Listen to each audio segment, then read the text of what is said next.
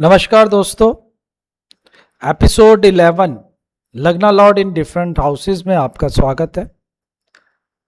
आज हम बात करेंगे जब लगना लॉर्ड 11th हाउस में चला जाए तो हम उसको किस तरह से प्रिडिक्ट करेंगे, उसके क्या क्या जनरल इंडिकेशंस होते हैं उसको आज हम समझेंगे। लास्ट एपिसोड में प्रीवियस एपिसोड में हमने समझा था लगना लॉर्ड जब 10th हाउस में हो तो उसके क्या जनरल इंडिकेशंस होते हैं। देखिए 10th हाउस जो है वो कर्मा भाव है, तो 11th हाउस गेन का भाव है। मतलब आपके कर्मा का जो रिवार्ड है, रिवार्ड ऑफ योर कर्मास, वो हम 11th हाउस से देखेंगे। 11th हाउस ज्योतिष में अगर हम बात करें तो ये मतलब बहुत ही, जिसको कहते हैं बहुत ही रिवार्डिंग हाउस है 11th हाउस। और ये हाउस केवल पैसे को नहीं दिखाता है कि हम यहां से केवल पैसा देखेंगे, ऐसा नहीं है। ये बहुत सारी चीजों को रिप्रेजेंट करता है। आपका जो बड़ा भाई, आपकी बड़ी बहन है, अगर एल्डर ब्रदर्स एंड सिस्टर है तो हम यहां से देखेंगे एल्डर सिबलिंग्स। आपका फ्रेंड्स, आपका फ्रेंड सर्किल, आपका नेटवर्क सर्किल, आपकी सोशल एक्टिविटीज, आपकी जो सोशल नेटवर्क है वो सब हम यहां से देखेंगे।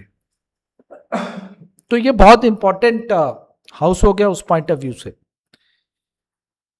उसके बाद में हम यहां से आपका जो है फाइनेंशियल गेन, आपकी इनकम, आपकी जो आप सोचते हैं ना कि मैं ये करूंगा, मैं वो करूंगा, मैं ऐसा बन जाऊं, मैं ये खोलूंगा, मैं वो ओपन करूं, मैं ये बिजनेस करूं, ये सारी जो डिजायर्स है ना आपकी, ये फुलफिलमेंट उसका कितना होगा, कितनी फुलफिल होंगी, वो हम यहां से देखेंगे।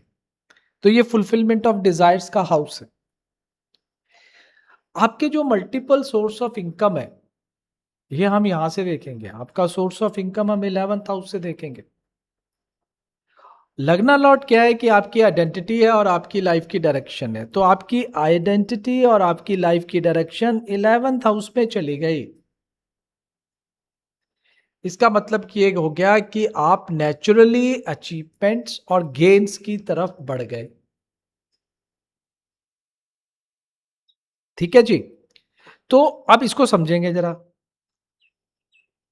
तो मैंने सबसे पहले तो आपको ये बता दिया है कि ये 11th हाउस जो है ना, जैसे ये लार्ज ऑर्गेनाइजेशंस, आपकी जो आपका जो जिसको कहते हैं ना सोशल सर्किल, ये उसको रिप्रेजेंट करता है।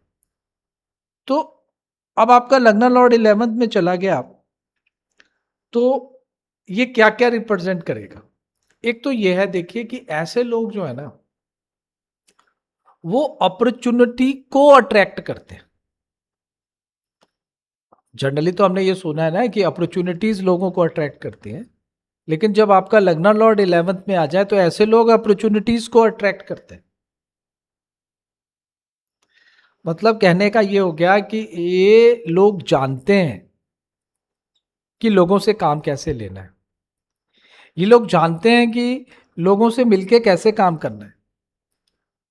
ये लोग रिलेशनशिप को बनाना जानते हैं, उसको चलाना जानते हैं। ये इनकी पर्सनैलिटी है, नेचुरल इनके अंदर ये एक, यू कैन से दैट की करेक्टरिस्टिक है। ये लगना लॉर्ड का 11th में जाना है, ऐसे लोग बहुत जल्दी फ्रेंड्स बनाते हैं। उनका सोशल सर्किट बड़ा अच्छा होता है, उनको पता है कैसे लोगों को इन्फ्लुएंस करना है। They know this. बहुत फ्रेंडली होते हैं, सोशल होते हैं, प्रैक्टिकल होते हैं, फ्यूचर ओरिएंटेड होते हैं, एम्बिशियस होते हैं। और ये लोग ना बड़ी सोच रखते हैं, बड़ा सोचते हैं। इनके गोल्स होते हैं बड़े बड़े, उसको अचीव करते हैं ये धीरे धीरे, क्योंकि 11th हाउस उपाच्य हाउस भी है। जैसे हमने 10th के बारे में बात की थी ना, उपाच्य हाउस वो हाउस होता है जिसको, जो कि एज के साथ, पढ़ने के साथ साथ में इंप्रूव होता जाता है। तो ये बड़े बड़े गोल रख के उसको अचीव करते हैं। ये इनकी ना नेचुरल एक, वी वुड से दैट की नेचर होती है एक इनकी। अब ये इनकम का प्लेसमेंट भी है, इनकम का स्थान भी है, तो यह इनकम आपकी अच्छी होगी। सैलरी, बिजनेस, इन्वेस्टमेंट, कंसल्टेंसी अगर हम बोलें, और आपके मल्टीपल जो है इनकम सोर्स होंगे। यहाँ ये बेनिफिशियल हो जाएगा। अगर दूसरे फैक्टर्स आपको इन्फ्लुएंस कर रहे हैं ठीक ढंग से, पॉजिटिव इन्फ्लुएंस है, तो ये चीजें काफी अच्छी हो जाएंगी। कैरियर का ग्रोथ और फाइनेंशियल ग्रोथ यहां धीरे धीरे होगा। उपाच्य हाउस है। देखिए ये हाउस कैरियर का डायरेक्ट हाउस तो नहीं है, लेकिन टेंथ से दूसरा है, कैरियर के रिजल्ट का हाउस है। अगर 10th हाउस कर्मा है तो ये कर्मा का रिवार्ड है। जैसे मैंने पहले बोला, कर्मा का रिवार्ड मतलब आपकी प्रमोशन कब होगी, आपको इंक्रीमेंट कितना मिलेगा, आपको बोनस मिलेगा कि नहीं मिलेगा, मिलेगा तो कितना मिलेगा, आपका बिजनेस कितना एक्सपेंड हो सकता है, क्लाइंट्स के साथ आपके रिलेशंस कितने होंगे, आपके बहुत ज्यादा क्लाइंट्स होंगे या कम होंगे, या उनके साथ आपका क्या रिलेशन होगा। तो ये सारी चीजें आप यहां से देखेंगे। आपके कर्मस का रिवार्ड यही तो हुआ कि आप प्रमोट हो गए, आपको इंक्रीमेंट मिला, आपका बिजनेस एक्सपेंड कर गया, आपको बोनस मिल गया अगर आप जॉब में हैं तो, आपके क्लाइंट्स बड़े अच्छे हो गए। तो ये सारी चीजें यहां से होती। और सबसे इंपॉर्टेंट बॉस आपका फ्रेंड और उसका नेटवर्क सिस्टम।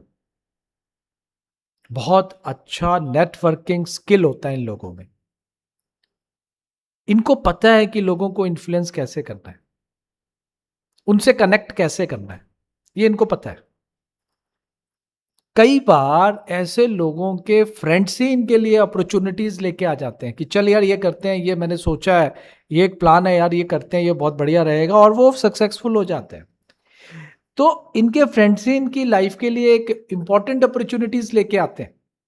ये इतना बढ़िया कॉम्बिनेशन है।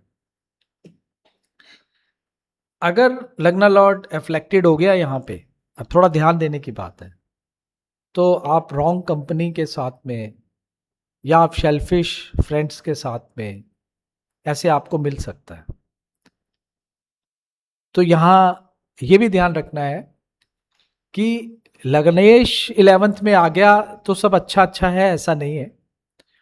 वो कितना अच्छा है या स्ट्रगल भी दे सकता है, वो ये देखना है कि वो रिफ्लेक्टेड तो नहीं है, कहीं दूसरे एस्पेक्ट्स, कुछ दूसरे कंजक्शन तो ऐसे नहीं बन रहे जो कि हमें सक्सेस के साथ साथ में स्ट्रगल भी दे दे, हमें अच्छे दोस्तों के साथ खराब दोस्त भी दे दे, हमें अच्छी कंपनी के साथ में बैड कंपनी भी दे दे, ऐसा तो नहीं है।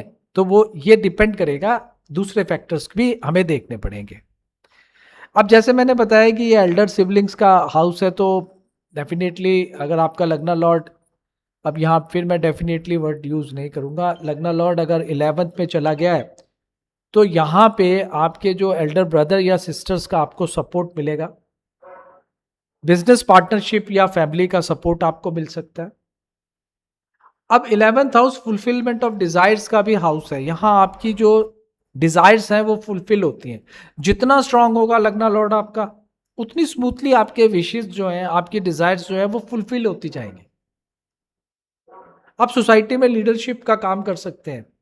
ऐसे लोग जो है ना, जैसे बहुत सारे क्लब्स ज्वाइन कर लिए, बहुत सारी ऑर्गेनाइजेशन ज्वाइन कर ली, इनके बहुत सारे सोशल ग्रुप्स हो सकते हैं, ये बहुत ज़्यादा प्रोफेशनल एसोसिएशन से मिले हो सकते हैं, उनसे जुड़े हुए हो सकते हैं। पब्लिक प्लेटफॉर्म पे कैसे एक्टिव रहना है ये इनको पता है, और यही इनका प्लस पॉइंट है, और यही चीज़ें इनको फाइनेंशियल स्टेबिलिटी देती है। यही प्लेसमेंट इनको लॉन्ग टर्म फाइनेंशियल स्टेबिलिटी दे सकता है। पर्टिकुलरली अगर आपका second house, 11th house, 5th house, 9th house strong है, 10th हाउस आपका अच्छा है, तो लॉन्ग टर्म फाइनेंशियल स्टेबिलिटी ऐसे लोगों पे रहेगी, कोई बड़ी बात नहीं।